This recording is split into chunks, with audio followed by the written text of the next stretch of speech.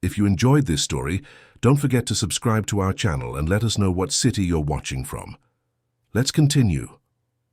The night fell heavy over Chicago, and Ryan Miller watched from his hotel window as the city's lights flickered on, one by one, like tiny earthbound stars blinking through the fine mist rolling off the lake.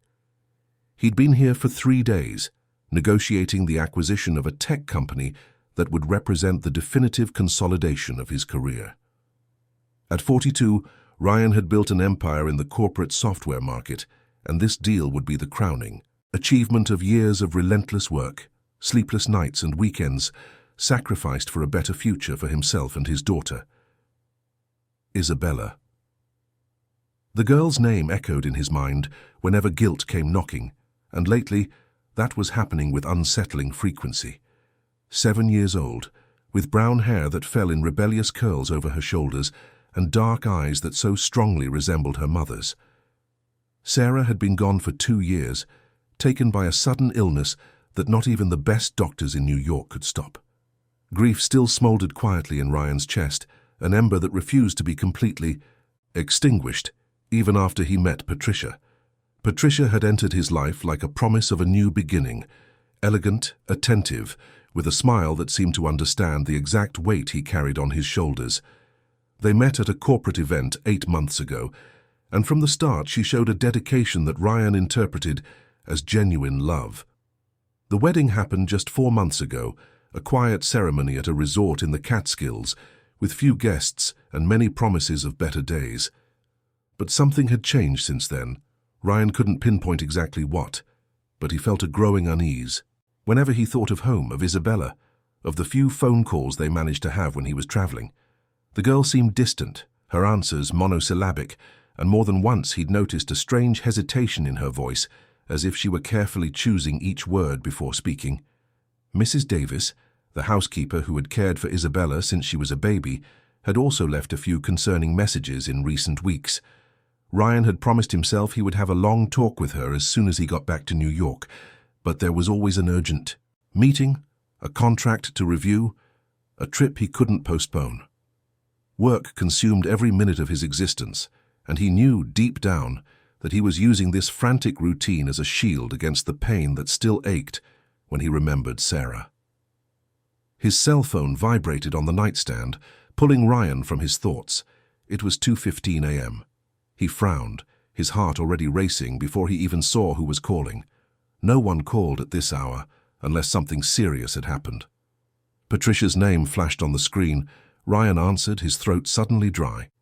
His wife's voice came through the line, tense, rapid, filled with an urgency that chilled his blood. Isabella was in the hospital. A severe allergic reaction. He needed to come home immediately. The words that followed blurred together. Ryan could barely process the details, only catching scattered fragments that fit together like pieces of a nightmare. Ambulance, severe reaction, observation unit, worried doctors. He was already on his feet, throwing clothes into his suitcase without even folding them, desperately searching for his phone charger, the keys to the rental car, anything that would get him back to New York as fast as possible. The earliest flight was at 6 a.m. 4 hours of waiting that felt like an eternity. Ryan sat in the airport terminal, still shrouded in the pre-dawn darkness, surrounded by a few sleepy travelers, and tried calling Patricia again. She didn't answer. He called Mrs. Davis, but the housekeeper's phone also went straight to voicemail. The anguish grew with every second, transforming into a beast that gnawed at his stomach, squeezed his chest, and whispered terrible possibilities in his ear. How did he not know about an allergic reaction? What was Isabella allergic to? Why hadn't Patricia mentioned anything before? Or had she? And he, always busy, always with his head buried in spreadsheets and contracts, simply hadn't paid attention. Guilt was a bitter taste in his mouth, mixed with the bad coffee he was drinking just to have something to do. Ryan remembered the last time he'd spent a full weekend with Isabella. When was that? 2 months ago? 3? She had asked to go to the park, ride bikes, get ice cream. But he had an important presentation on Monday and needed to prepare the slides. He promised he'd make it up to her, that they'd have a special day soon. But that day never came. There was always something more urgent, always a reason to postpone. Sarah never would have allowed this.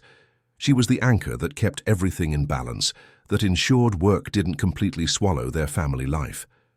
With her, Ryan managed to be a father and a CEO at the same time.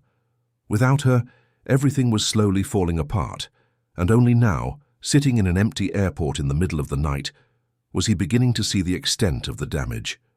The flight was torture. Ryan tried to close his eyes, but every time he did, he saw Isabella's face, pale, scared, alone in a hospital. Did she ask for him? Did she call for her dad and he wasn't there as usual? Tears threatened to fall, but he pushed them back. He had to be strong. He had to get there and fix everything. That's what he always did. Solved problems, found solutions, controlled situations. But how could he control the fear that was paralyzing him? The flight attendant offered coffee, juice, cookies, but Ryan refused everything. His stomach was a tight knot of anxiety. Beside him, an executive reviewed contracts, oblivious to the silent. Desperation consuming Ryan. How many times had he been in that exact position, focused on documents and deals while real life happened somewhere else? How many times had he chosen to review a report instead of reading Isabella a bedtime story? How many of her calls had he let go to voicemail because he was in a meeting? The memories came in painful flashes. Isabella at 5, dressed as a ballerina for her school recital, searching for her father in the audience and not finding him because he was in Shanghai closing a deal. Isabella at 6, crying on the phone because she wanted her daddy home for her birthday, but he only managed to get there 3 days later, with an expensive gift that couldn't make up for his absence. Isabella just a few months ago, too quiet, too distant, and he had dismissed it as a phase, as something that would pass. Sarah never would have let him become so distant. She was the bridge, the translator between Ryan's cold corporate world and a child's emotional universe. When she died, Ryan threw himself into work with a fury, as if building an empire would compensate for the pain, as if every professional achievement was a tribute to her memory. But it wasn't. It was just an escape, and Isabella was paying the price for his cowardice. By the time he landed at LaGuardia, it was after 10 in the morning. New York was overcast, the typical grey that blanketed the city on winter days, and Ryan ran through the airport as if he were fleeing something. The cab took almost an hour to cut through the heavy traffic from Queens to the Children's Hospital in Manhattan, where Isabella had been admitted. Every red light was an additional torture. Every inch of gridlock a reminder that he was far away, always absent. When he finally arrived at the hospital, his legs were shaking. The lobby was spacious, with walls decorated with colorful drawings that tried to mask the anguish that permeated the place. Ryan quickly identified himself, and a friendly nurse led him down the corridors to the pediatric observation wing. It was there, as he turned the corner, that he saw her. Patricia was sitting in a blue plastic chair, her hands clasped in her lap, her eyes fixed on the floor. She wore a pristine white blouse and dark jeans, her blonde hair pulled back in a low ponytail. When she noticed Ryan's presence, she looked up, and he saw that she was pale, her lips pressed into a thin line. She stood up quickly and walked toward him, but she didn't hug him. She just stopped a few inches away, her hands still clasped in front of her. "Ryan, you're here," she said, and there was something strange in her voice, a formality that didn't fit the moment. "Where is she? How is Isabella?" The words tumbled out, thick with desperation. Patricia pointed to a closed door at the end of the hall. "She's in there, room 2. The doctors are with her now. They've stabilized her, but they're still monitoring her." It was so scary, Ryan. I tried to do everything right, but it happened so fast. He barely heard her. He was already walking toward the door, his heart pounding so hard it felt like it would burst from his chest. As he entered the room, the world seemed to slow down. Isabella was lying in a small hospital bed, covered to her chest with a white sheet. Her face was flushed, but not with the healthy pink of childhood. It was a blotchy, uneven red that betrayed the allergic reaction. An IV was taped to her left arm, connected to a bag of fluids that dripped with hypnotic regularity. A heart monitor beeped softly beside the bed, drawing green mountains on a small screen. But it was Isabella's gaze that shattered Ryan. She was awake, her brown eyes fixed on the ceiling, unblinking, unmoving. When she noticed her father's presence, she turned her head slowly, and something in that movement broke his heart completely. "Daddy," she whispered, and her voice was so fragile, so full of a sadness that shouldn't exist in a 7-year-old child. Ryan rushed to her side, sat on the edge of the bed, and held his daughter's small, warm hand in his. "I'm here, sweetheart. Daddy's here now. Are you okay? What happened?" Isabella didn't answer right away. Her eyes filled with tears that streamed silently down her temples, wetting the pillow. She squeezed her father's fingers with surprising strength, as if afraid he would disappear at any moment. Before Ryan could press her, the door opened again and a doctor entered, a young woman in a white coat, a stethoscope around her neck, her expression serious but kind. "Mr. Miller, I'm Dr. Emily Carter. I'm in charge of Isabella's care. Can we speak for a moment?" Ryan looked at his daughter, hesitant to let go, but Isabella gave a slight nod, as if releasing him. He kissed her forehead and followed the doctor into the hallway. "How is she?" he asked as soon as the door closed behind them. Dr. Carter crossed her arms, her face taking on that professional gravity that precedes difficult news. "Isabella suffered a severe anaphylactic reaction. She arrived here in shock, with swelling in her throat and severe respiratory distress. We managed to reverse it with epinephrine and corticosteroids, but it was a very close call. A few more minutes, and the outcome could have been very different." The floor seemed to sway beneath Ryan's feet. Anaphylaxis. He knew the word, knew it was life-threatening. "How did this happen? What is she allergic to?" The doctor consulted a clipboard. "According to the report from the woman who brought her in, your wife Patricia, Isabella ingested cashews. Apparently she has a severe allergy to them. You weren't aware of this?" Ryan felt his world crumble. Cashews. Yes, now he vaguely remembered. Sarah had always been so careful with Isabella's food, always checking labels, always asking about ingredients.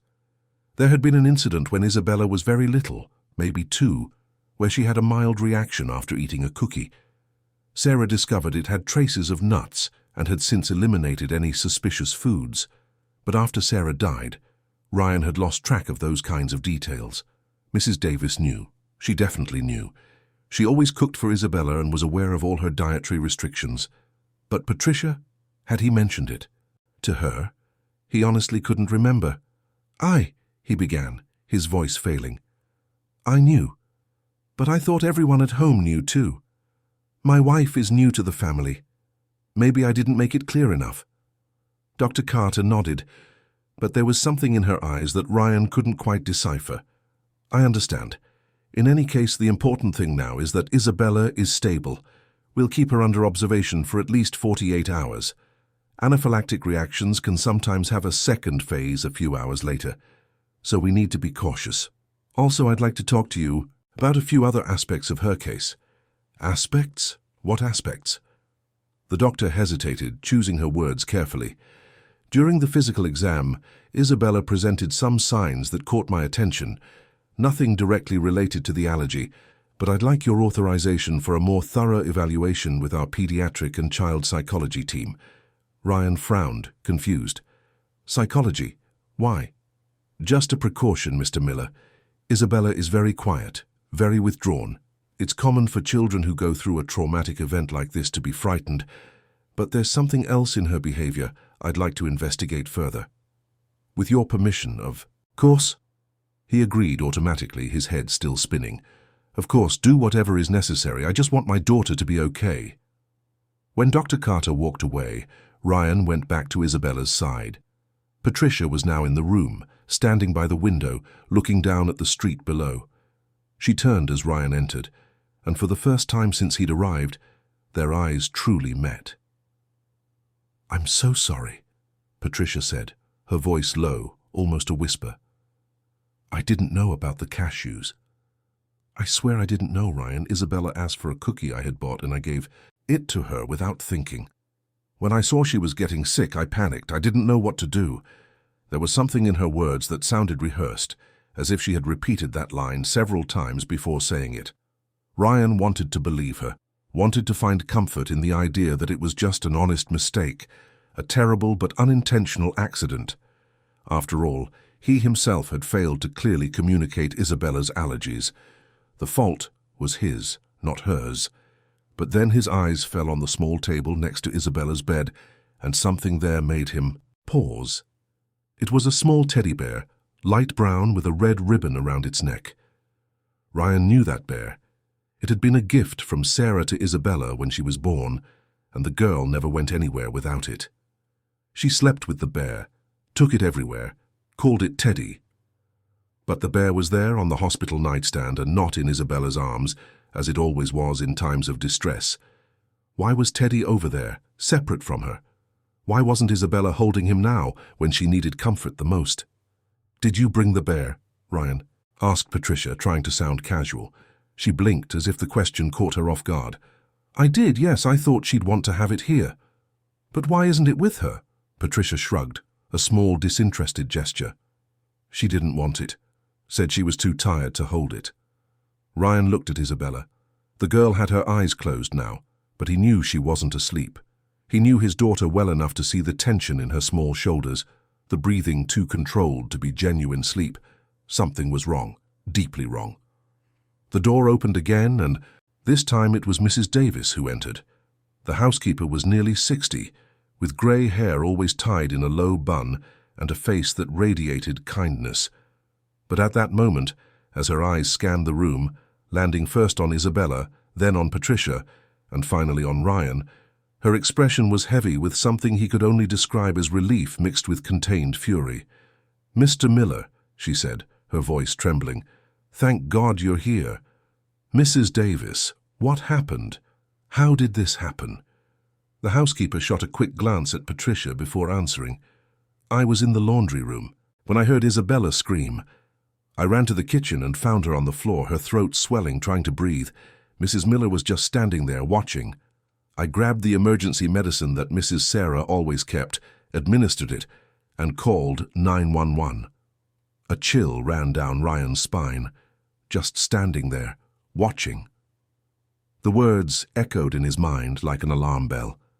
Patricia stepped forward, her voice louder now, almost defensive. "I was in shock, Ryan.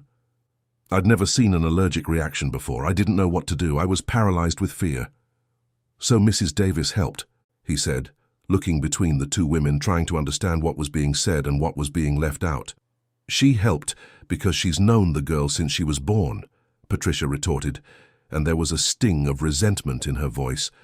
"I'm new here. I'm still learning. It's not fair to blame me for this." Ryan held up a hand, asking for silence. "No one is blaming anyone. The important thing is that Isabella is okay now. Let's all take a deep breath and focus on what really matters." But even as he spoke those conciliatory words, a seed of doubt had been planted in his mind, and that seed was beginning to sprout slowly but surely, sending roots into the fertile ground of ignored intuitions and missed signals. Mrs. Davis excused herself and approached Isabella's bed. The girl opened her eyes immediately, and when she saw the housekeeper, something in her expression changed. The tears returned, but this time accompanied by a low sound, a choked sob that seemed to have been held back for hours. The housekeeper took Isabella's hand and began to stroke her hair, whispering words of comfort that Ryan couldn't quite hear. But he saw the difference. He saw how his daughter clung to Mrs. Davis with desperation, like a drowning person clinging to a life raft in a stormy sea. Patricia watched the scene with a neutral expression, but her eyes betrayed something else. Annoyance, impatience. Ryan wasn't sure. The next few hours were a blur of doctors coming and going, nurses checking vital signs, and whispered conversations in the hallways. Ryan didn't leave Isabella's side, refusing to eat lunch or dinner, accepting only a coffee that Mrs. Davis insisted on bringing him. Patricia stayed for a few more hours, but eventually said she needed to go home, get some things, take a shower. Ryan barely registered her departure. It was only when night fell again and the hospital settled into that strange quiet that only medical environments have that Isabella finally spoke. Ryan was sitting in an armchair next to the bed, dozing, when he heard the small voice. "Daddy?" He opened his eyes immediately, sitting up straight. "Yes, sweetheart. I'm here." Isabella turned her face toward him, and in the dim lamplight, Ryan saw that she was crying silently again. "Are you going to leave again?" The question was, like a knife to the chest. "No, my love, I'm not leaving. I'm going to stay here with you for as long as it takes." She sobbed louder this time. "You always say that, but then you go." "I know, and I'm so sorry, Isabella. I'm so sorry. But this time is different, I promise. Promises are worthless, Daddy. Mommy said promises are important, but you broke all of them." The words were harsh, but delivered with such profound sadness that Ryan felt he would shatter. His daughter, his little Isabella, had learned that promises were empty, and he was the one who had taught her that. "You're right," he said, his voice thick with emotion. "I broke my promises, and there's no excuse for it. But I'm going to change, Isabella. I'm going to be a better father. I'm going to be present. Just give me a chance to prove it." Isabella closed her eyes and fresh tears streamed down. "I'm scared, Daddy." "Scared of what, sweetheart?" She didn't answer. She just squeezed his hand tightly, and Ryan realized she was trembling. "What are you afraid of, Isabella? You can tell me. Daddy will take care of you, I promise." But the girl just shook her head, her lips pressed together, and Ryan understood that she wasn't going to talk. Not yet. Maybe because she didn't trust him anymore. Maybe because the fear was too big to be put into words. He stayed there, holding his daughter's hand until she finally fell into an exhausted sleep. And even then, Ryan didn't move. He watched her small face, the red marks that still lingered on her skin, her breathing that slowly became more regular and calm. Something was wrong. He knew it now with absolute certainty. It wasn't just Mrs. Davis's words. It wasn't just the forgotten teddy bear. It wasn't just the inexplicable fear in Isabella's eyes. It was all of it together, forming a picture he couldn't yet see completely, but that was already haunting him. Ryan stood up carefully so as not to wake his daughter and walked to the window. Below, New York pulsed even in the middle of the night. Cars streamed down the avenue. Apartment lights remained on. The city that never truly slept carried on with its frantic rhythm. He had always felt a part of that rhythm, had always believed that success lay in keeping up with that speed, in never stopping, in always conquering more. But what had he conquered, really? Enough money to buy anything, but not the time he had lost with his daughter. Professional prestige that was worthless when Isabella was lying there, scared and alone. A big empty house where a child felt unsafe instead of protected. Ryan thought of Patricia, of how she had appeared in his life when he was at his most vulnerable, of how she had been too perfect, too attentive, too understanding. He thought of how Isabella had changed since the wedding, becoming quiet, distant, always frightened. He thought of all the times Mrs. Davis had tried to talk to him, and he had ignored her, always busy, always out of time. The next morning, he would talk to the housekeeper without interruptions. He would ask her to tell him everything, every detail she had observed, every concern she had. And if he discovered that he had failed even more gravely than he imagined, if he discovered that he had put his daughter in danger by bringing a stranger into their home without truly knowing her, then he would face the consequences and fix his mistake. It didn't matter the personal cost. It didn't matter if his pride was wounded or if he had to admit he had made terrible decisions. Isabella was everything. She always had been. He had just forgotten that in the midst of his grief, his work, and the illusion that he could replace presence with presence, love with material comfort. As the night wore on and the hospital remained silent, Ryan Miller made a decision. He was going to find out what was happening. He was going to have a long, calm talk with Mrs. Davis. He was going to truly pay attention to his daughter. He was going to investigate every sign, every word, every look, because something was deeply wrong in his home. And if he had failed as a father until now, if he had neglected his daughter when she needed him most, then now in this hospital, facing this terrified child he had almost lost, Ryan would do things differently. For the first time in 2 years, since Sarah had gone, he saw with terrifying clarity how lost he had become, how much he had failed to see while hiding in his work and the illusion that he was building a better future. The future was right there, sleeping in a hospital bed, marked by a crisis that had nearly cost her life, and Ryan no longer had the right to look away.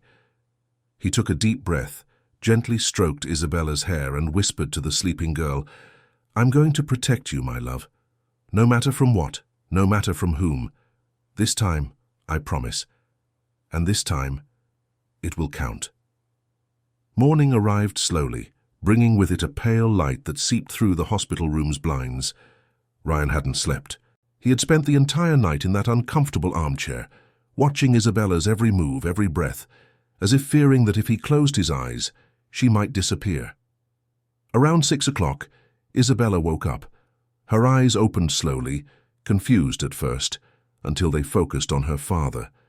A flicker of relief crossed her face before her expression returned to that caution Ryan now recognized as permanent. "Good morning, sweetheart," he said softly, moving closer to the bed. "How are you feeling?" Isabella touched her own neck with hesitant fingers, testing if it still hurt. "Better," she answered, her voice hoarse. "Can I have some water?" Ryan picked up the cup with a straw from the nightstand and helped his daughter take small sips. She drank slowly, as if every movement still required effort. When she finished, she leaned back against the pillow, her eyes fixed on the ceiling. "Isabella," Ryan began, choosing his words carefully, "we need to talk about what happened yesterday. Can you tell me about it?" The girl tensed immediately, her shoulders stiffening under the thin sheet.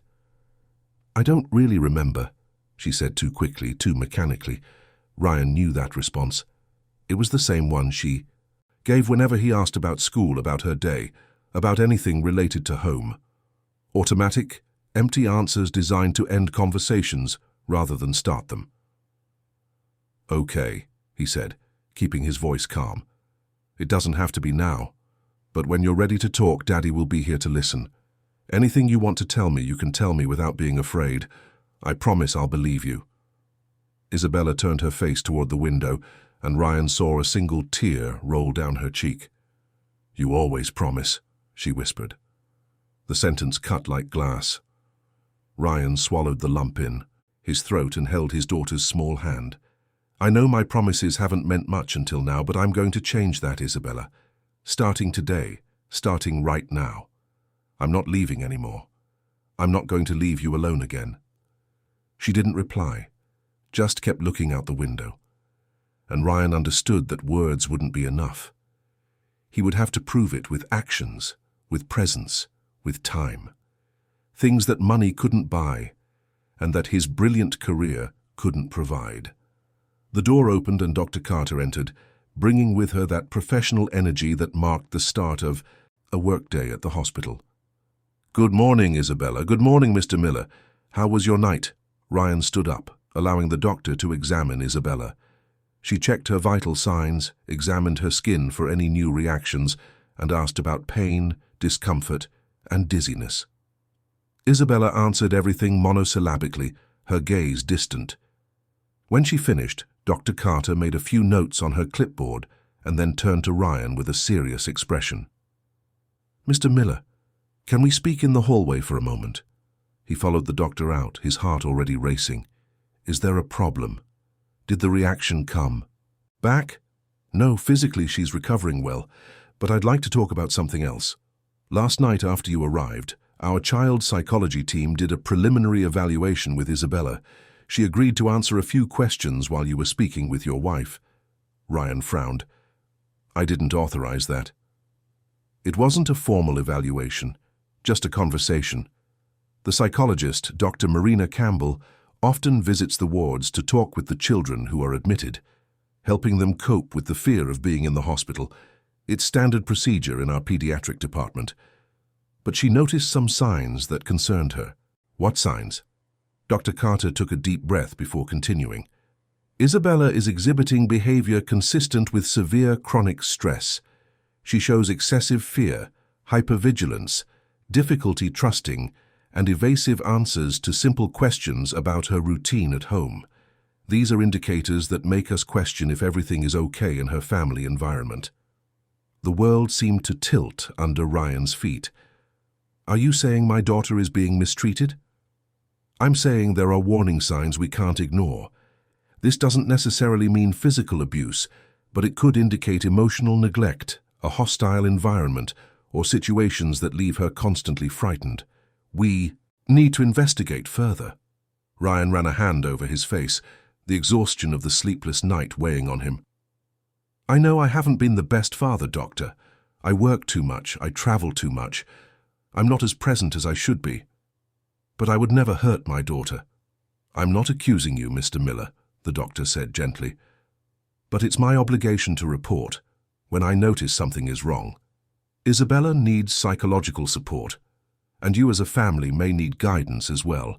I can refer you to specialized professionals if you agree. I agree. To anything that will help my daughter, Ryan replied immediately. What do you think is happening? Dr. Carter hesitated, as if weighing how much she could say. Isabella mentioned that she's very scared at home. She didn't want to specify of what, but the fear is real and intense. She has also shown regression in some behaviors, acting younger than her age, as if she's seeking safety in infantile patterns. This usually happens when a child is under significant emotional pressure. Ryan felt his stomach churn. He knew who Isabella was afraid of. It wasn't him, it wasn't Mrs. Davis. That left only one person. I'll handle this, he said, his voice low but firm. I don't know exactly what's happening yet, but I'm going to find out and I'm going to fix it. The doctor nodded. I'll leave you the contact information for the professionals I recommend. And Mr. Miller, one important thing. Whatever the situation is, Isabella needs to feel that she can trust you. Children at this age rarely report bad situations directly. They give signs. They test to see if the adults will protect them. Pay attention to those signs. What signs should I be looking for? Ryan asked, feeling as lost as he ever had in a business negotiation. This was a language he didn't speak, an unknown territory where spreadsheets and strategies were useless. Dr. Carter observed him with a kindness that held no judgment, only professional understanding. Sudden changes in behavior, social withdrawal, excessive fear of certain people or situations, frequent nightmares, regression in acquired skills like potty training or speech. Isabella is showing several of these signs. Also, pay attention if she tries to please adults excessively, if she seems constantly on edge, always tense. Children living in stressful environments develop hypervigilance as a survival mechanism. Every word was a stab to Ryan's conscience. He recognized all of those behaviors in Isabella now that someone was naming them clearly. How had he not noticed before? How had he been so blind? Dr. Carter, he said, his voice choked. I failed my daughter, didn't I? The doctor paused before answering, choosing her words with medical care. You were absent. That's a fact. But acknowledging the mistake is the first step toward change. What matters now is what you do from here on out. Isabella is still young. There's still time to rebuild your bond, to create a safe environment. But that requires real presence, not just physical.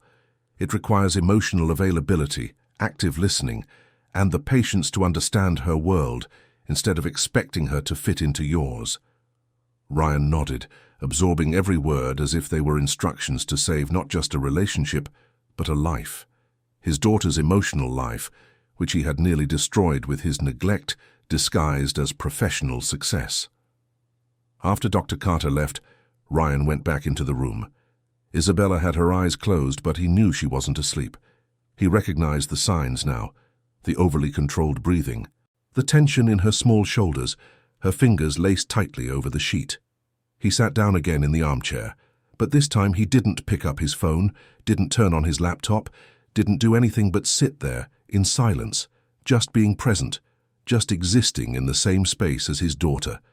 And it was in that silence that Ryan began to notice things he had never seen before. The way Isabella bit her lower lip when she was anxious, exactly like Sarah used to. The way her fingers drummed lightly on the sheet when she was thinking about something. Small gestures he had missed over the last 2 years, consumed by grief and work, unable to see that his daughter was still growing, changing, needing him. About half an hour later, Mrs. Davis arrived. She carried a small backpack with clean clothes for Isabella and a thermos with homemade soup. "Good morning, Mr. Miller," she said, her voice filled with genuine affection. "Good morning, my girl. I brought that vegetable soup you like." Isabella opened her eyes immediately and smiled. It was the first real smile Ryan had seen on her face since he'd arrived at the hospital. "Thank you, Mrs. Davis." The housekeeper began to organize things, arranging the clothes, adjusting the blanket over Isabella. Those small gestures of care that Ryan realized with a pang in his chest he should have been doing all along. "Mrs. Davis," he called out softly, "can you stay with Isabella for a moment? I need to take care of a few things." "Of course, Mr. Miller. Don't you worry." Ryan left the room and walked down the hospital corridors until he found a more private space, a small empty waiting area. He took out his phone and dialed his office. His assistant answered on the second ring. "Michelle, I need you to cancel all my appointments for the next 2 weeks, all of them, and transfer the Chicago negotiation to Robert. He's authorized to close on the terms we discussed." "Mr. Miller, but the investor presentation is tomorrow," the assistant protested. "You can't miss it." "I can, and I will. Hand everything over to Robert. He's capable. And Michelle, starting today, I'm drastically reducing my travel schedule. I need to be in New York more." There was a surprised pause on the other end of the line. "Is everything okay, sir?" "No, Michelle, nothing is okay, but it will be. I just need to make sure I'm prioritizing what really matters." After hanging up, Ryan sat there for a few minutes, processing everything that was happening.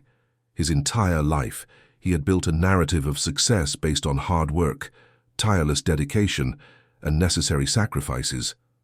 But now he realized he had sacrificed the wrong person. It wasn't him who had paid the price for his success. It was Isabella. When he returned to the room, he found a scene that made him stop at the door. Mrs. Davis was sitting on the edge of the bed, holding Isabella in her lap as if she were still a small child, and the girl was crying softly against the housekeeper's shoulder, sobbing words that Ryan couldn't quite understand. It was only when Mrs. Davis looked up and saw him there that Isabella quickly pulled away, wiping her tears with the back of her hand, recomposing that mask of forced calm she constantly wore. Ryan entered slowly, closing the door behind him. "Mrs. Davis, I need to talk to you about everything that's been happening at home." The housekeeper exchanged a quick glance with Isabella, as if asking for silent permission. The girl nodded almost imperceptibly. "Mr. Miller," the housekeeper began, her voice trembling, "I tried to talk to you several times. I sent messages. I called. I asked if we could talk. But you were always busy, always had something more urgent." Ryan felt shame burn his face. "I know, and I'm sorry for that. But I'm here now. I'm listening. Please, tell me everything." Mrs. Davis looked again at Isabella, who was now watching the conversation with wide, frightened eyes. The girl gave an affirmative nod, giving her permission for the truth to finally come out. The housekeeper took a deep breath and began, "Ever since Mrs. Miller married you, things have changed a lot for Isabella. At first it was subtle, small things I thought I might be imagining, but over time it became impossible to ignore." "What things?" Ryan asked, sitting in the armchair, bracing himself to hear truths he knew would hurt. Objects would disappear, especially things that belonged to Mrs. Sarah. Photos would vanish from albums. Clothes of her mother's that Isabella wore were thrown out, saying it was to make space. Teddy, the bear the girl loves more than anything, was always going missing. I'd find him hidden in the strangest places, under furniture, inside closets Isabella couldn't reach. Ryan looked at his daughter, who was now hugging the bear to her chest, her eyes downcast. "Go on," he urged, his voice hoarse. "Mrs. Miller would isolate Isabella. When you weren't home, she'd send the girl to her room, saying that children needed to know their place. She'd take away the food I prepared and give her things I know aren't good for Isabella. Fried food, too many sweets, things that would make her hyper, and then give her a stomachache." "She hurt me," Isabella whispered suddenly, so quietly Ryan barely heard. "Not with her hands, but with words. She said I was ugly, that I was annoying, that my mum went away because she didn't really love me. She said Daddy would send me to boarding school if I told anyone." Ryan felt as if the floor had been ripped out from under him. He stood up and walked to the bed, kneeling beside it. "Isabella, why didn't you tell me?" "Because you were never here, Daddy," she replied, the tears now flowing freely. "And when you were, you only wanted to know if I was okay, if I'd eaten, if I'd done my homework. You never really asked. You never stayed long enough for me to be able to tell you." The words were a fair accusation, and Ryan had no defense. She was right. He asked, but he never listened to the answers. He was physically present but emotionally absent, always with his head somewhere else, always checking his phone, always thinking about the next appointment. "And there's more," Mrs. Davis continued, her voice firmer now that the truth was being told. "Last week, I saw Mrs. Miller throwing out Isabella's allergy medication, her EpiPens. She said they were old, that she'd buy new ones. But she never did. I was the one who went out and bought more with my own money, and I kept them hidden in my room. That's the medicine I used to save her yesterday." Ryan went cold. She threw out her allergy medication. On purpose? "I can't prove it was on purpose," the housekeeper admitted. "But along with everything else, Mr. Miller, I was very worried, and yesterday when I saw that woman just standing there looking at Isabella on the floor, not moving, not picking up the phone, not doing anything, I knew for sure that something was very, very wrong." "What exactly did you see?" Ryan asked, every muscle in his body tense. Mrs. Davis looked at Isabella again, hesitant. The girl nodded, giving her permission to continue. "I heard Isabella screaming from the laundry room. When I got to the kitchen, she was on the floor, clutching her throat, her face swelling up. Mrs. Miller was on the other side of the kitchen, leaning against the counter, watching. Just watching. I screamed, asking what had happened. I told her to call 911, but she didn't move. I was the one who had to yell for the doorman to call. I was the one who administered the medicine. I was the one who stayed with Isabella until the ambulance arrived. Mrs. Miller only moved when she heard the sirens." Ryan felt anger rise within him, a cold, calculated fury he had never experienced before. He had always been a controlled, rational man who resolved conflicts with logic and diplomacy. But in that moment, thinking of Isabella on the floor, scared, gasping for air, while Patricia simply watched, he felt a primal urge to protect, to confront, to seek justice. "Is there anything else I need to know?" he asked, forcing his voice to remain calm. Mrs. Davis exchanged another look with Isabella. "Mr. Miller, I didn't want to have to say this, but I think you need to know I wrote everything down. Every time something strange happened, everything Mrs. Miller did, every change in Isabella's behavior. I have a notebook at home with all the dates, all the situations. I didn't know what to do with it, but I thought maybe one day it would be important." Ryan took the housekeeper's hands, squeezing them with gratitude. "Thank you, Mrs. Davis. Thank you for taking care of her when I failed. Thank you for not giving up, even when I wouldn't listen." The housekeeper had tears in her eyes now. "I love that girl like she's my own granddaughter, Mr. Miller. I wasn't going to let anything happen to her, even if you didn't believe me." Ryan turned his attention back to Isabella, who was watching him with a mixture of hope and fear. "My love, I need you to tell me everything that happened yesterday. I know it's hard, I know you're scared, but I need to know the whole truth. Can you do that for me?" Isabella bit her lower lip, her hands clutching the teddy bear tightly. "She gave me the cookie," she began slowly. "She said it was special, that she bought it just for me. But when I took a bite, I tasted cashews. I told her I couldn't eat cashews, that I was allergic. She laughed and said I was making it up, that spoiled kids always invent illnesses to get attention." Ryan closed his eyes, taking a deep breath to control his rage. "I tried to spit it out, but she told me to swallow it. She said if I didn't eat all of it, she would tell you I was being rude, and you would be mad at me. I was scared, Daddy. I'm always scared you'll get mad and leave for good. So I swallowed it." Ryan's heart shattered.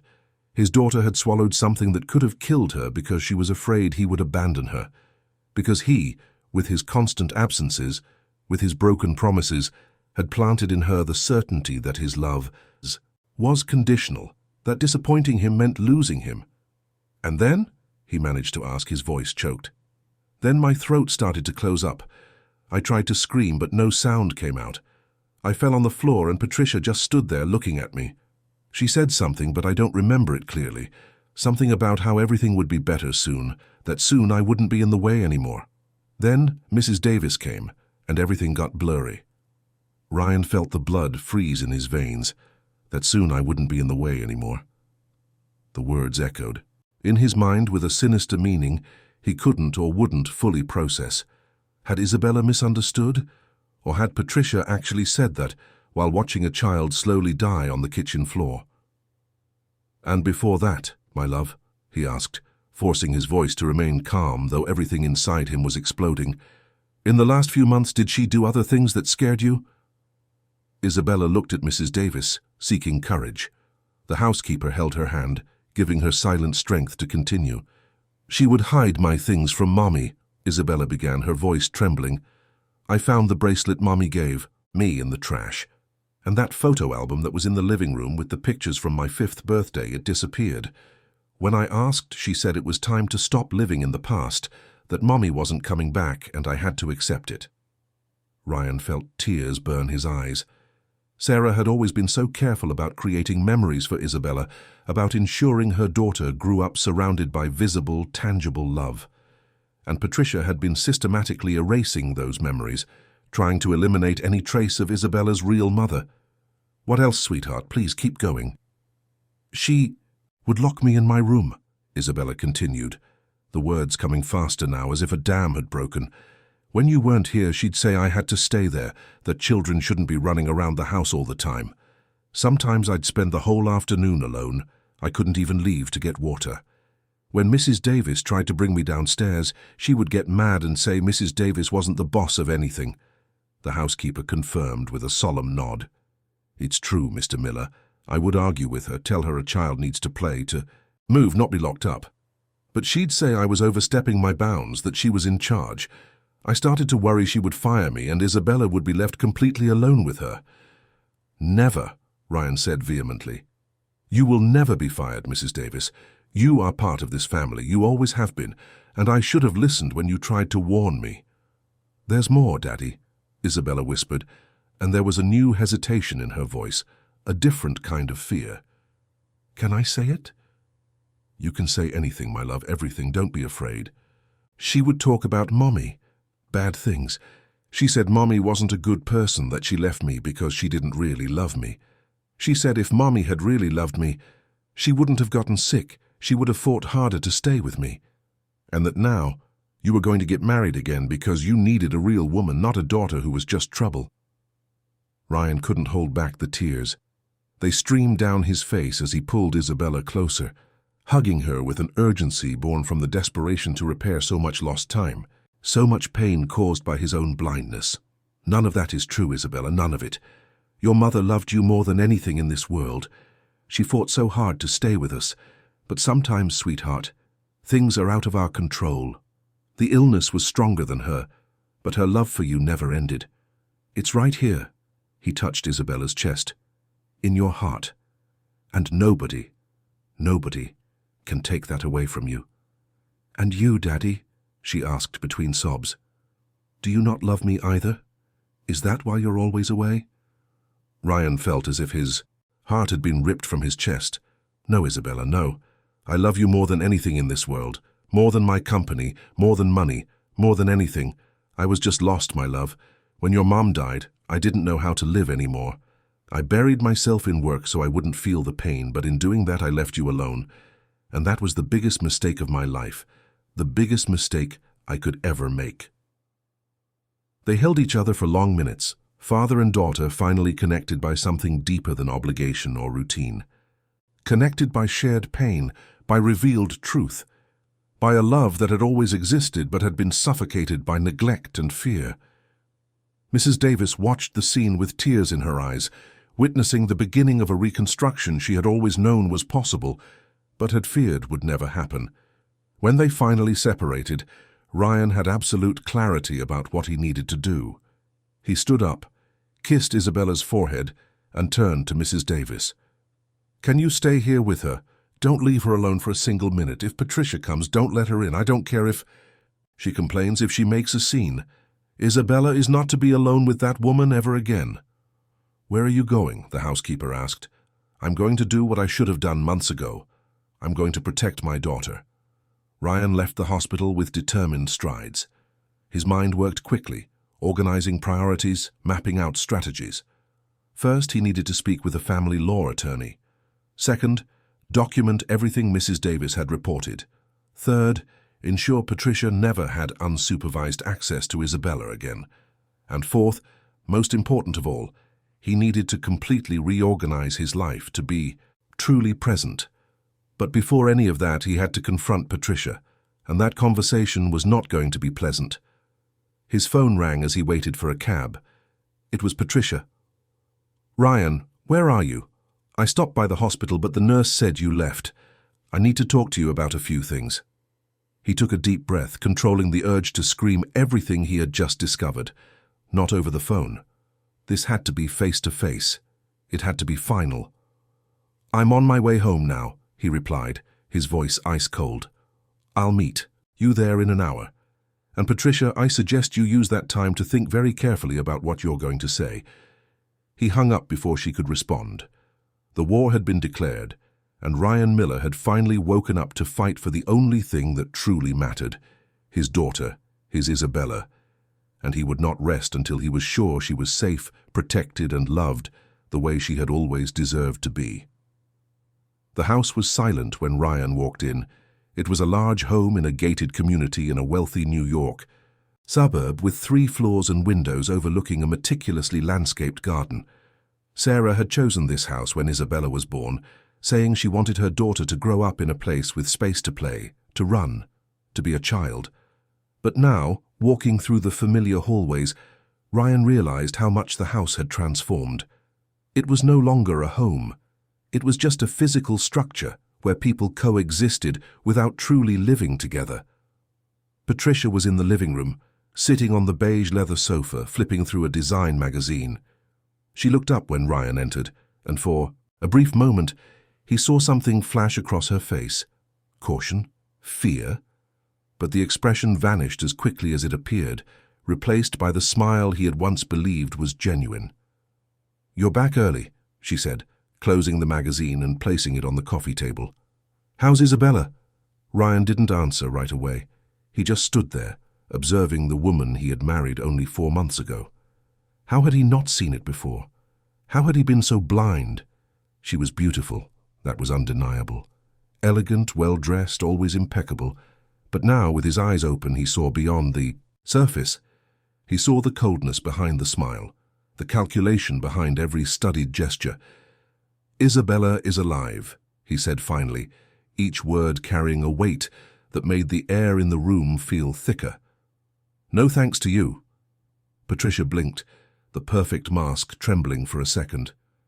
"What are you talking about, Ryan? I did everything I could yesterday. It was a terrible accident, but I tried to help. You stood there and watched my daughter die. You didn't pick up the phone. You didn't administer the medicine.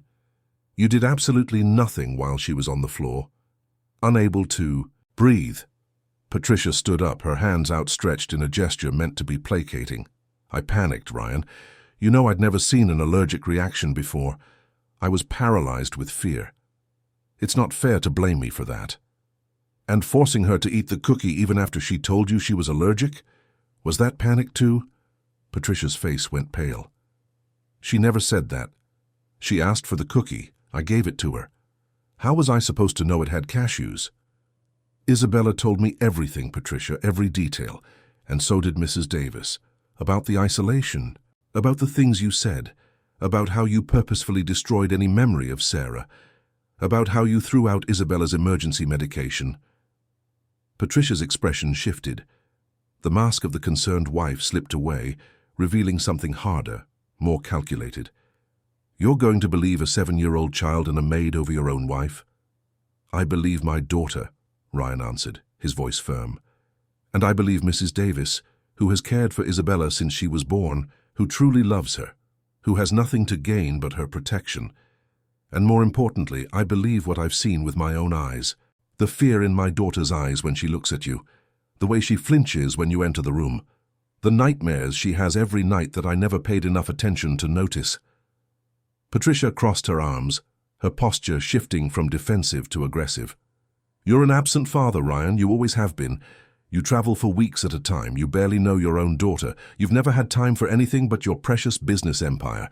And now you want to blame me because you feel guilty about your own neglect. The words should have hurt, and they did because they were true. But Ryan didn't let the guilt distract him from what he had to do. You're right, he admitted. I was negligent. I failed as a father in ways I'll spend the rest of my life trying to fix.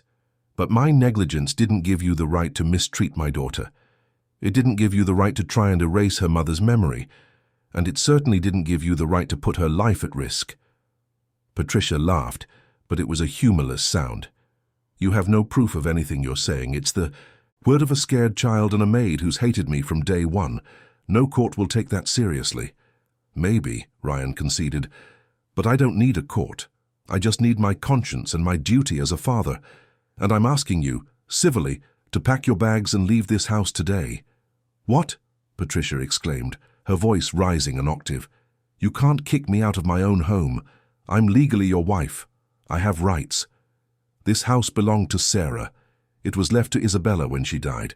I just manage it until she turns 18, so technically I'm the one living in my daughter's house. And as her legal guardian, I'm exercising my right to ensure a safe environment. You are not welcome here. Patricia took a step forward, her eyes flashing with a fury she no longer bothered to hide. You'll regret this, Ryan. I'll hire the best lawyers. I'll prove you're a negligent father, that this child is suffering because you're never around. I'll fight for custody.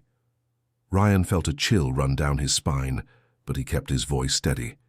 You have no legal relationship with Isabella. You haven't adopted her. You don't have shared custody, nothing.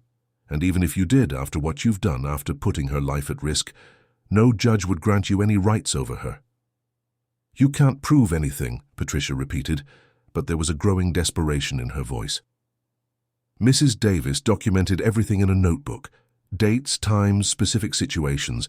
It's months of detailed observations. And the doctors who treated Isabella have their suspicions too. The hospital psychologist has already identified signs of chronic emotional trauma. All of that together paints a very clear picture of what was happening in this house. Patricia backed away, sinking, back onto the sofa. Her face had lost all its color, and for the first time since Ryan had arrived, she looked genuinely scared. She was silent for a long moment, processing the situation, calculating her options. How much? She finally asked, her voice low. How much what? How much will you pay me to leave without a scene? To not fight for custody? To not drag your name through the mud? Men like you always prefer to handle things quietly, don't you? Ryan felt disgusted. So it was all about money. It always had been. There was no love. There never was. Just opportunism, calculation, a carefully planned strategy to get close to a wealthy, vulnerable man, marry him quickly, and then find a way to secure a substantial piece of his fortune. He considered just agreeing, paying whatever she asked to make her disappear from their lives. It would be easier, faster, less painful, but something inside him rebelled against the idea. Patricia didn't deserve to be rewarded for what she had done. She didn't deserve to walk away from this situation better off than when she entered. I'm not giving you a dime more than what the law requires in a separation, he said firmly. And considering the marriage lasted only 4 months and there's evidence of misconduct on your part, that won't be much. You will leave this house today with your personal belongings. Any object that belongs to this family stays here. And you will sign an agreement promising to have no contact of any kind with Isabella. And if I refuse? Then I'll go to court. I'll make public every document Mrs. Davis compiled, every medical evaluation, every testimony, and I'll hire private investigators to find out who you really are, where you came. From what you were doing before you met me, I have a feeling we'll find some very interesting things. Patricia paled even further. There was something in her expression, a flash of true panic that confirmed Ryan's suspicions. She had secrets, things she didn't want brought to light. Fine, she said at last, her voice defeated. I'll go. But this isn't over, Ryan. You'll still have to deal with the consequences of being an absent father. That doesn't just disappear because you decided to kick out the convenient villain. Ryan knew she was right about that. His failings as a father wouldn't be erased by Patricia's departure. He would have to face them, work on them, and rebuild his relationship with Isabella brick by brick, day by day. But at least now, without the toxic presence of that woman, he would have a chance to do it in a safe environment. 2 hours later, Ryan watched from his bedroom window as Patricia put 2 suitcases in the trunk of her car. She didn't look back, didn't say goodbye, just got in the vehicle and drove away. Ryan waited until the car disappeared down the tree-lined street before finally letting his shoulders relax. Part 1 was done. Now came Part 2, much harder and much more important, rebuilding his daughter's trust. Ryan returned to the hospital late that afternoon. Isabella was awake, sitting up in bed with Mrs. Davis beside her, drawing in a notebook the housekeeper had brought.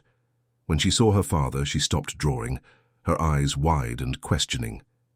"She's gone," Ryan said simply, sitting on the edge of the bed.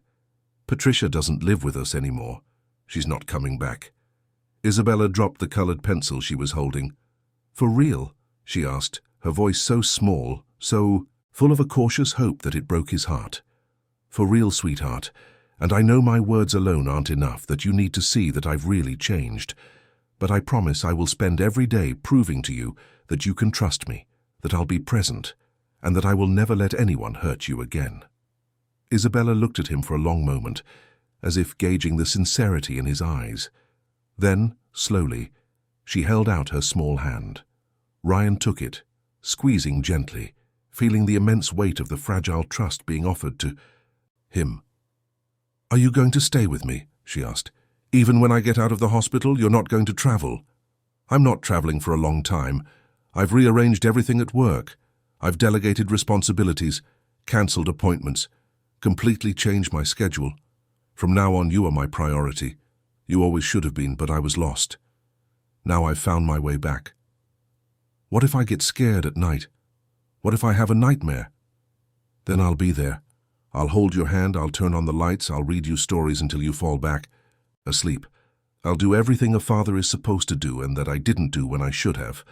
Isabella bit her lower lip, that nervous gesture Ryan now recognized. "Daddy, can I ask you something?" "Anything, my love." "Why did you marry her? You didn't really love her, did you?" The question was direct, honest, the way children can be when they want to understand the world. Ryan thought carefully before answering, knowing he needed to be truthful but also age-appropriate. "I was very sad when your mom died, Isabella, so sad that I didn't know how to live without her. And Patricia showed up at a time when I was vulnerable, when I wanted to believe I could be happy again. But no, I didn't love her. Not the way I loved your mum. And that was unfair to everyone, including you. I should have waited. I should have processed my grief in a healthier way. I should have focused on us, on rebuilding our life together.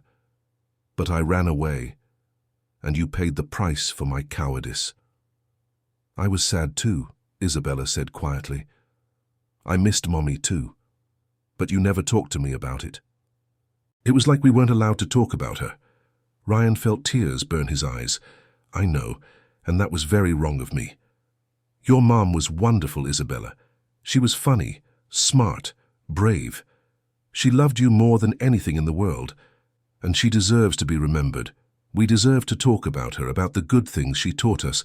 We'll do that from now on, okay? We'll talk about Mommy whenever you want. Can I have my pictures of her back?" "Yes, and we'll put them in special places around the house. Your mom is of our story, part of our family. She always will be." Isabella finally smiled, a small but genuine smile, the first one Ryan had seen in a very long time. "Thanks, Daddy." The following days were a slow but steady reconstruction. Isabella was discharged from the hospital with strict medical instructions about her allergy and a referral for psychological counseling. Ryan hired a child therapist specializing in trauma, a kind woman named Dr. Christine, who quickly earned Isabella's trust. At home, Ryan implemented profound changes. He reduced his workday to 6 hours, declined all international travel, and limited domestic trips. Consider the bare essentials. He hired a chief operating officer to handle the day-to-day responsibilities of the company, allowing him to focus only on the most critical strategic decisions. But the most significant change wasn't on spreadsheets or calendars. It was in the small moments. Ryan started driving Isabella to school every morning, using the car ride to talk about dreams, fears, and plans for the day. They had dinner together every night, no cell phones at the table, just real conversation, true connection. He read her bedtime stories, something he hadn't done since she was 3, and when the nightmares came, and they came frequently in the first few weeks, Ryan was there. He held her hand, turned on the nightlight, and chased away the imaginary monsters and some that were very real in her recent memories. Mrs. Davis witnessed these changes with tears in her eyes and gratitude in her heart. She, who had seen the family fall apart after losing Sarah, who had watched Isabella wither emotionally under Patricia's care, now saw the rebirth of a bond that had seemed lost forever. A month after the incident, Ryan received a call from a private investigator he had discreetly hired to learn more about Patricia's past. What he found left him cold. Patricia Almeida was not her real name. She had been born Paula Clark, had legally changed her name 3 times, and had a history of short relationships with successful men, always ending in financially advantageous separations for her. There was nothing criminally provable, but there was a clear pattern of opportunistic and manipulative behavior. The investigator also discovered something more disturbing. In 2 of her previous relationships, the daughters of the men she was involved with had experienced sudden health problems during the time Patricia was present. One had a mysterious fall, another developed a severe eating disorder. Both improved significantly after Patricia left their lives. Ryan filed away all the documentation. He didn't plan to use it unless absolutely necessary, but it was good to know he had concrete proof in case Patricia ever tried to return or cause trouble. Weeks turned into months, and slowly, Isabella began to blossom again. The color returned to her face, her smile became more frequent, and laughter echoed through the house that had finally become a home again. She still had difficult moments, still woke up scared sometimes, still showed anxiety when changes occurred. But there was progress, there was healing, there was hope. The therapist explained to Ryan that trauma doesn't disappear overnight, that the journey would be long, that there would be setbacks along with the progress. But she also noted something important. Isabella had an impressive resilience, likely built in her first 5 years of life when she was loved unconditionally by Sarah and had a secure foundation. That foundation, though shaken, had not been completely destroyed. With proper support, consistent presence, and true love, she would recover.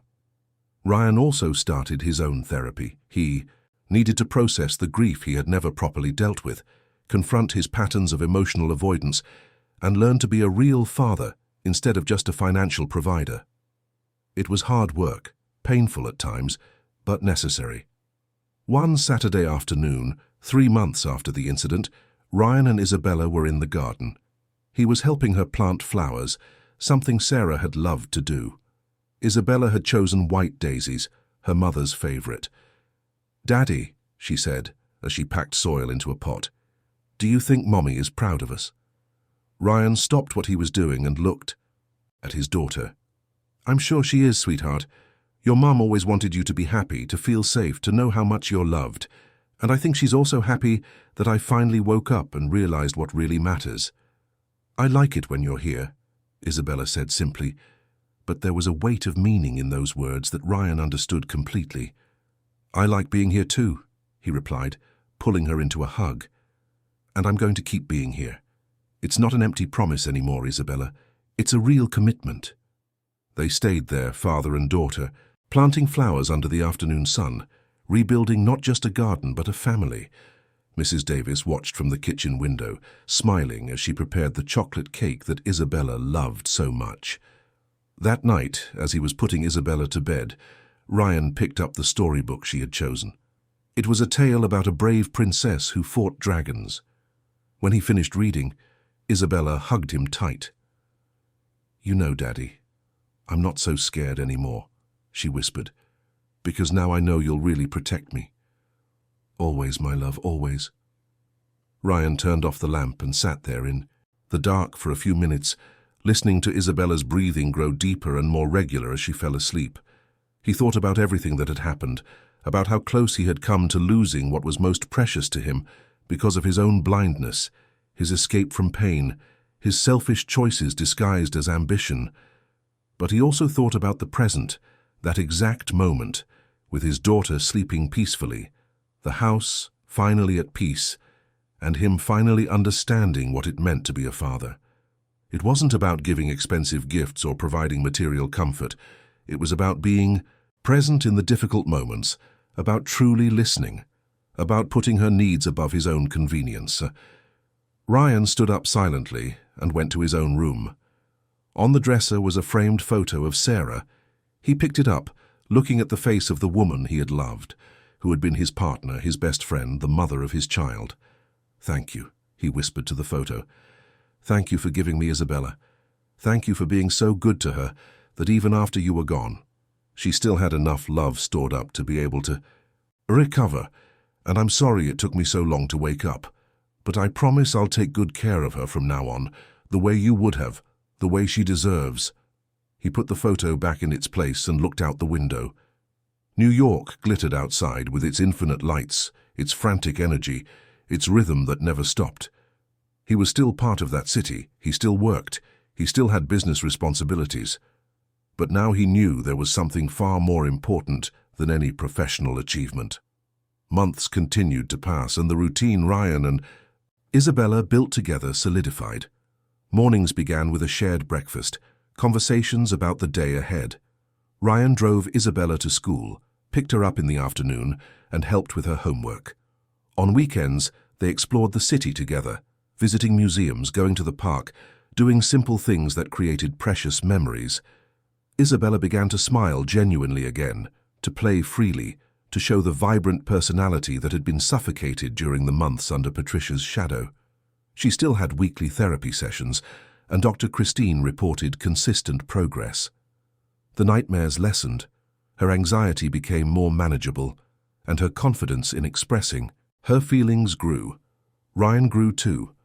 He learned to identify Isabella's emotional needs, to read her non-verbal cues, to be present not just physically but emotionally.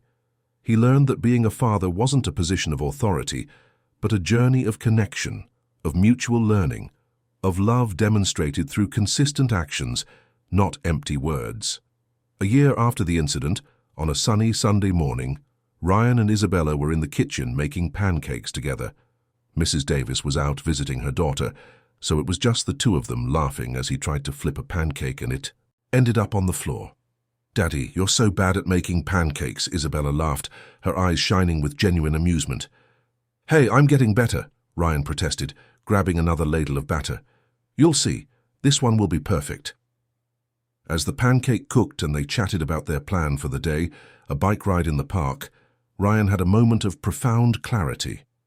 There he was, covered in pancake batter, the kitchen a mess, not thinking about work or deadlines, just present, just a dad, just happy.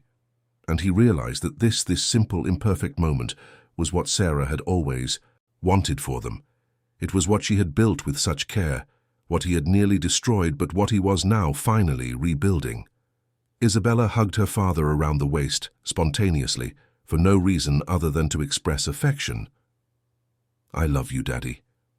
Ryan felt his eyes well up with tears, but this time they were good tears, of gratitude, of redemption, of love acknowledged and returned. "I love you too, my love, more than anything in this world." The story of Ryan and Isabella didn't end with a fairy tale ending where everything is magically resolved. It ended with something much more real and much more precious, with a family rebuilt on a solid foundation of presence, honesty, and true love. With a father who finally understood the meaning of his responsibilities and choices. With a child who survived a dark period and emerged stronger, supported by the love she always deserved. Patricia never tried to make contact again. She disappeared from their lives as quickly as she had appeared, leaving behind only painful but important lessons about vigilance, about the importance of listening to children, and about how emotional predators can disguise themselves as saviors. Ryan kept the file, with all the information the investigator had gathered, not for revenge but as a reminder that protection is active, not passive, a reminder that trust must be earned through actions, not just words, a reminder that children are vulnerable and depend completely on the adults around them to keep them safe. And Isabella grew up. She grew up in an environment where it was finally safe to be a child, where she could talk about the mother she loved without fear, where her fears were validated and her joys were celebrated. She grew up knowing she was loved, that she was a priority, that she would never again be alone facing monsters, whether they were real or imaginary. Years later, when Isabella was a teenager, she would look back and recognize that year as the turning point of her life. The year she almost lost everything, but also the year she got back the father she needed. The year she learned that surviving isn't just about continuing to live, but about finding the strength to rebuild, to trust again, to allow true love to heal wounds that seemed permanent. And Ryan, in his moments of reflection, would always return to that night in the hospital, to that moment when he almost lost Isabella and finally woke up to what truly mattered.